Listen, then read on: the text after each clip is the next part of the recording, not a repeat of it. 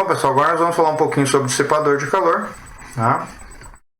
Vamos começar mostrando uma equivalência eletrotérmica, ou seja, a gente pode fazer uma equivalência de um circuito elétrico com um circuitozinho térmico, tá? Desde que as temperaturas dos circuitos térmicos estejam em equilíbrio, tá? Ou seja, isso daqui só é válido se as temperaturas já chegaram no seu valor final e estão constantes, tá? Se eu tiver em período de transição, não é válido.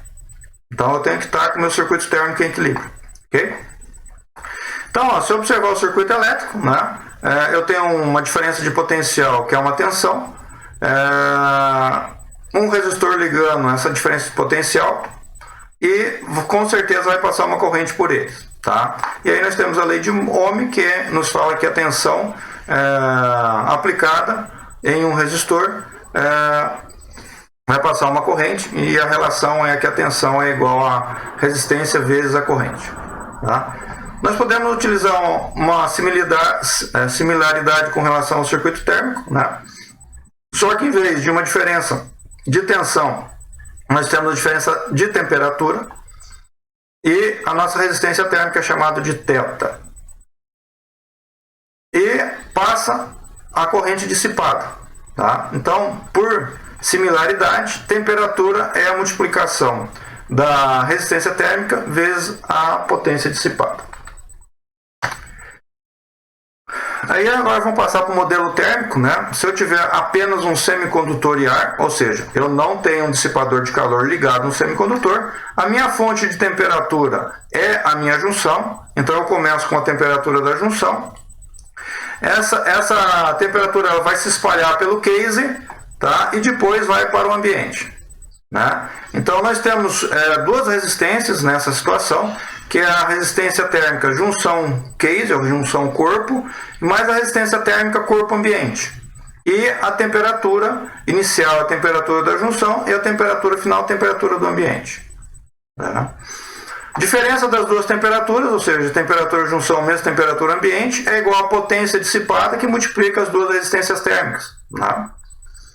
Já no modelo que eu tenho um dissipador, então nós vamos ter três resistências térmicas, né? Novamente a temperatura é gerada pela junção, tá? Ela vai se espalhar no case e depois no dissipador de calor, e aí para o ambiente, tá? Então nós temos três resistências térmicas, a da junção case, do case para o dissipador para o ambiente, tá?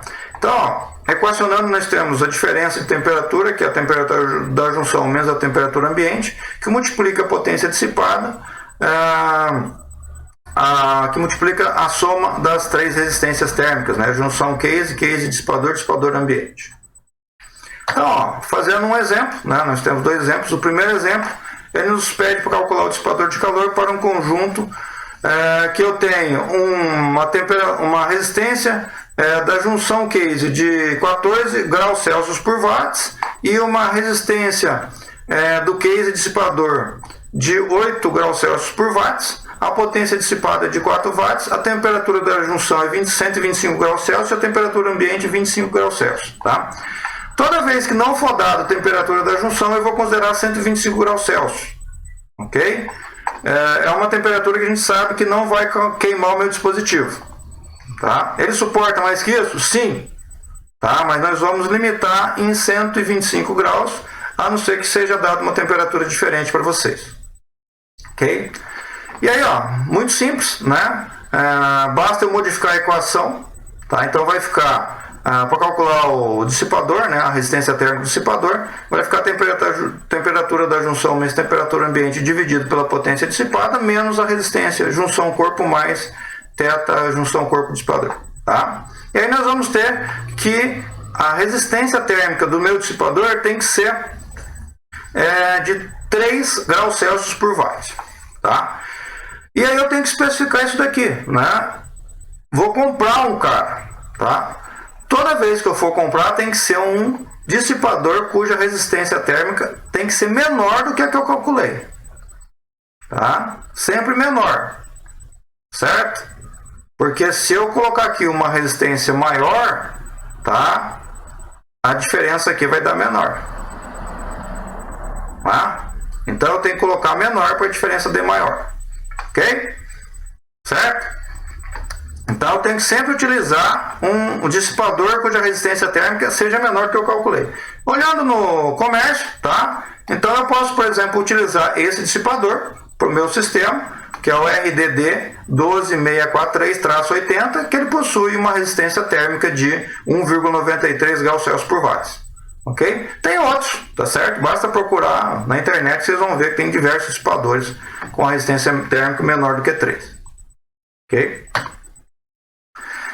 E aí vamos fazer um outro exemplo, né? Para calcular a máxima potência que pode ser operado no conjunto abaixo, né? Onde nós temos o mesmo componente, tá? Só que eu não tenho dissipador. Então, ó, minha resistência corpo-ambiente ela acaba subindo bastante, 25 graus Celsius por watt, tá? Mesma tensão 125, temperatura ambiente 25 graus. Então, nós temos aqui o circuitinho, tá? Vamos mudar só a equação para calcular a potência, tá? E aí nós vamos ver que a potência é dissipada no máximo de 2,56 watts. Tá? Apesar de eu ter duas resistências apenas, né? Quando eu tenho um dissipador eu tenho uma outra resistência aqui, só que a capacidade do corpo do componente dissipar calor para o ambiente é muito ruim. Tá? Então a somatória das outras duas resistências é menor do que essa resistência corpo-ambiente. Então isso faz com que eu consiga dissipar menos calor. Por isso que às vezes é necessário colocar um dissipador de calor. Ok, pessoal? Então é isso que a gente queria falar sobre o dissipador para vocês.